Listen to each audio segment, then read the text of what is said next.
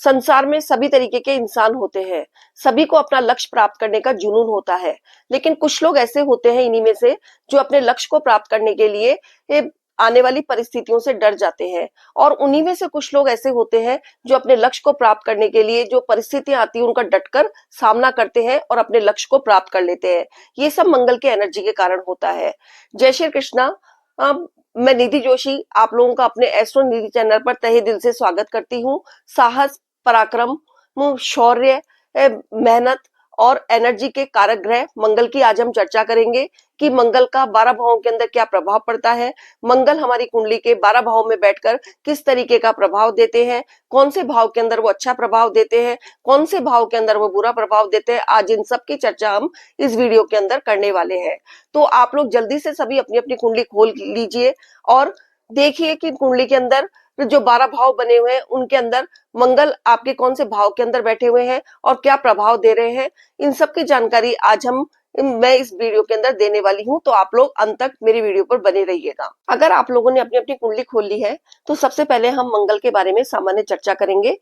तो मंगल साहस और पराक्रम के प्रतीक होते हैं। मंगल छोटे भाई बहनों के प्रतीक होते हैं और मंगल छोटे तीसरे और छठे भाव के कारक ग्रह कहे जाते हैं।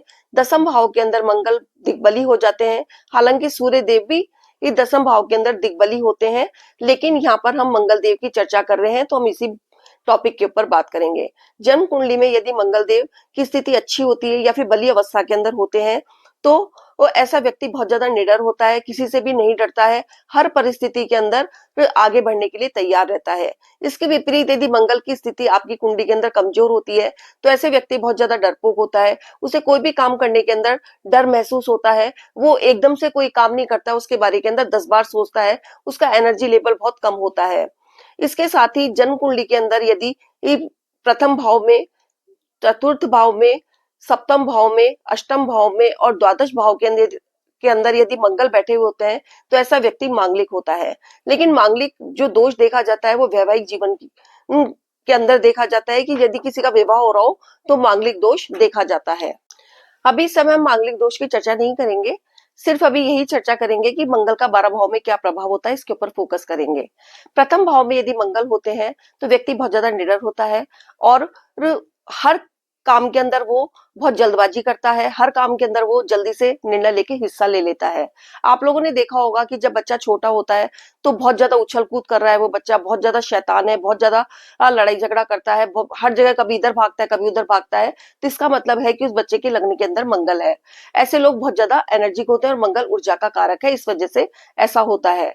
प्रथम भाव में यदि मंगल होता है तो इंसान स्वार्थी होता है और अपने बारे में ज्यादा सोचता है, दूसरों के बारे में कम सोचता है। ऐसे व्यक्तियों को गुस्सा बहुत जल्दी आता है, लेकिन गुस्सा ऐसा होता है दूध के उफान की तरह कि एक बार उफान आ गया और फिर दूध जिस तरीके से वापस बैठ जाता है, तो इनका गुस्सा ज्यादा लंबा समय तक चलने वाला नहीं होता है। अब है द्वितीय भाव।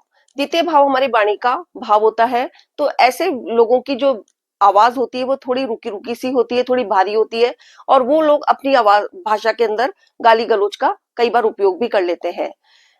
फिर उसके बाद इससे दूसरे भाव से धन का विचार किया जाता है, तो ऐसे लोगों के पास धन की कमी नहीं होती है, काफी प्रॉपर्टी होती है और वो लोग काफी पैसा बना ही लेते हैं। अब है तृतीय भाव। तृतीय भाव के अंदर पराक्रम का होता है, हमारे साहस का होता है और हमारी मेहनत का घर होता है और छोटी यात्राओं का घर भी होता है, छोटे भाई बहनों का भी घर होता है। इसके अंदर यदि मंगल देव होते हैं तो ऐसा व्यक्ति बहुत ज्यादा साहसी होता है, बहुत ज्यादा पराक्रमी होता है। अपने साहस के बल के ऊपर वो अपने पराक्रम के बल के ऊपर अपने सारे काम सिद्ध कर ही लेता है और छोटी छोटी यात्राएं भी वो अपने जीवन काल में बहुत ज्यादा करता है और छोटे भाई बहनों के साथ भी उसका बहुत ज्यादा लगाव रहता है। तृतीय भाव मेहनत का होने के कारण इस भाव के अंदर यदि मंगल देव होते हैं तो ऐसा व्यक्ति खाली नहीं बैठ सकता है। अब बात करते हैं चतुर्थ भाव की।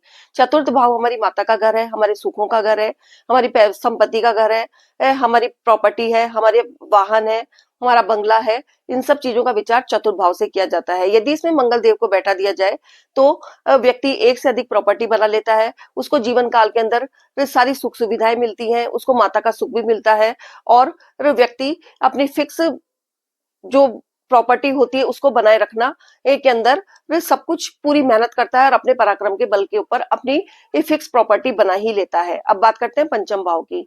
पंचम भाव हमारी शिक्षा, संतान और हमारे अफेयर्स का कहा जाता है। इस भाव के अंदर यदि मंगल देव को बैठा दिया जाए तो यहाँ पर भी मंगल देव अच्छा प्रभाव देते हैं। मंगल देव यहाँ पर बैठकर आपको शिक्षा बहुत तेज बुद्धि होती है आप लोगों की, अपनी शिक्षा प्राप्त करने के अंदर आप लोगों को कोई परेशानी नहीं होती है और आपकी तेज बुद्धि की वजह से आप अपनी शिक्षा प्राप्त कर ही लेते हैं। लेकिन इस भाव के अंदर मंगल देव वो स्त्रियों के लिए अच्छा नहीं होता है, क्योंकि जब वे संतान प्राप्ति के बारे में सोचते हैं तो कई बार ये मंगल यहाँ बैठकर मिस कैरेज भी करा देते हैं, क्योंकि मंगल ऊर्जा के कारक ग्रह कहे जाते हैं। मंगल देव यदि छठे भाव के अंदर बैठते हैं तो यहाँ पर ये कारक ग्रह बन जाते हैं और शत्रु हंता योग बनाते हैं। ऐसे व्यक्ति के पास आने से भी लोग बाग डरते हैं और ऐसा व्यक्ति परिवार के लिए ये उन्नति करने वाला होता है, लेकिन मामा पक्ष इसका कमजोर होता है। ऐसा व्यक्ति यदि ऋण लेकर कोई काम करता है तो उसको सफलता मिलती है। इस भाव के अंदर मंगल देव अच्छे माने जाते हैं। फिर आता है सप्तम भाव। सप्तम भाव हमारे पार्टनरशिप का है और मैरिड लाइफ का भी है। यदि इसके अंदर वे मंगल देव बैठ जाते हैं और अगर मंगल की स्थिति अच्छी नहीं होती तो वैवाहिक जीवन के अंदर प्रॉब्लम्स आती है और व्यापार के अंदर मंगल से संबंधित यदि व्यक्ति काम करता है तो उसको खूब पैसा बनाता है और खूब उसकी उन्नति होती है। लेकिन यदि मंगल की स्थिति अच्छी नहीं होती है तो मैरिड लाइफ के अंदर कुछ ना कुछ प्रॉब्लम बनी रहती है। फिर आता है अष्टम भाव। अष्टम भाव के अंदर ये हमारी गुप्त ज्ञान का है, हमारे रहस्यमयी भाव है, हमारी पीड़ा का घर है और हमारी गुप्त धन का घर भी माना जाता है। इस भाव में यदि मंगल देव बैठ जाते हैं तो व्यक्ति को आध्यात्मिकता की ओर ले जाते हैं और इसे कहीं ना कहीं से अचानक धन की प्राप्ति होती है और कहीं ना कहीं से कोई गड़ा हुआ धन अवश्य मिलता है। यदि मंगल के ऊपर कोई पापी ग्रह की दृष्टि न हो, पापी ग्रह से ये युक्त न हो, दो या दो से अधिक पापी ग्रहों से ये युक्त न हो, तो अचानक धन की प्राप्ति अवश्य होती है। अब बात करते हैं नवम भाव की। नवम भाव हमारा भाग्य का घर है, हमारी धार्मिक लंबी यात्राओं का घर है, उच्च शिक्षा का घर है। इस भाव के अंदर यदि मंगल देव बैठ जाते हैं तो बहुत अच्छा रिजल्ट देते हैं और व्यक्ति को भाग्य के सारे उन्नति करा ही देते हैं। पिता के साथ इसकी बहुत अच्छी बाउंडिंग होती है और ये बहुत काफी सारी लंबी और धार्मिक यात्राएं करने वाला होता है। फिर उसके बाद आता है दसम भाव। दसम भाव हमारे करियर का घर है। इस भाव में यदि मंगल देव बैठ जाए तो व्यक्ति को, और मंगल की स्थिति अच्छी हो तो व्यक्ति को कई प्रशासनिक उच्च पदों के ऊपर आसीन कर देते हैं, जैसे आईएएस, आईपीएस और कोई ना कोई जज हुआ, वकील हुआ, बहुत अच्छा, इस तरीके के पदों को के द्वारा व्यक्ति उन्नति कर लेता है। साथ के अंदर डॉक्टर, इंजीनियर तक भी बना देते हैं यदि मंगल की स्थिति अच्छी हो तो, और व्यक्ति तुरंत एक्शन लेने वाला होता है। फिर आता है एकादश भाव। एकादश भाव हमारे लाभ का घर है और हमारे आय का घर है। इस भाव में यदि मंगल देव बैठ जाए और एक दो पापी ग्रहों की और युति इसके साथ हो जाए या दृष्टि संबंध हो जाए तो मंगल देव बहुत अच्छी धन का लाभ करा देते हैं और चारों तरफ से धन की बरसात करते हैं। ऐसा व्यक्ति छोटी उम्र से ही कमाना शुरू कर देता है।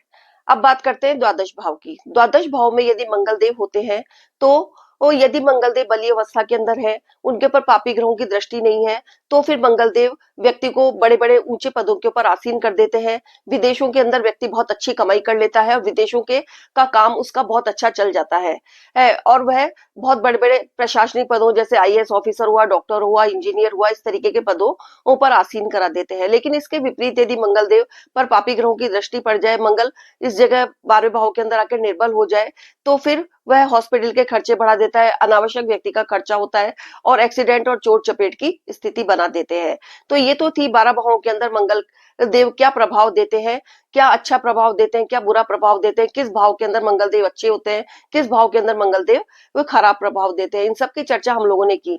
लेकिन मंगल देव की 3 दृष्टियां होती है, चौथी, 7वीं और 8वीं। लेकिन इस वीडियो के अंदर हम मंगल देव की दृष्टियों का क्या प्रभाव पड़ता है इसके ऊपर चर्चा नहीं करेंगे। अभी मैंने सिर्फ मंगल देव की 12 भावों के अंदर क्या स्थिति होती है, क्या प्रभाव होता है, इसकी चर्चा की है। इसके लिए मैं दूसरा वीडियो बनाऊंगी, ये तब आप लोगों को इसकी संपूर्ण जानकारी मिल पाएगी।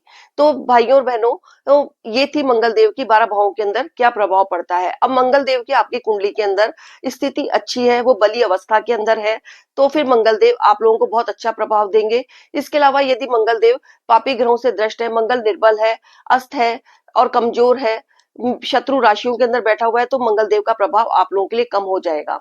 तो इस तरीके से मंगल देव अपना 12 भावों के अंदर यह प्रभाव देते हैं।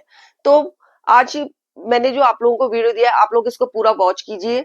और यदि आपको मेरा वीडियो पसंद आया और आप लोगों के एक कुंडली के अंदर मंगलदेव किस भाव के अंदर बैठे हुए हैं और वो मेरी बताई गई बातों से रिलेट करते हैं, तो प्लीज मुझे कमेंट बॉक्स में बताइएगा। और मेरे वीडियो को वो आप लोग लाइक और शेयर कीजिएगा। बेल आइकॉन का बटन दबाना मत भूलिएगा, ताकि मेरी वीडियो के सभी नोटिफिकेशन आप लोगों को समय समय पर मिलते रहें। धन्यवाद। जय श्री कृष्णा।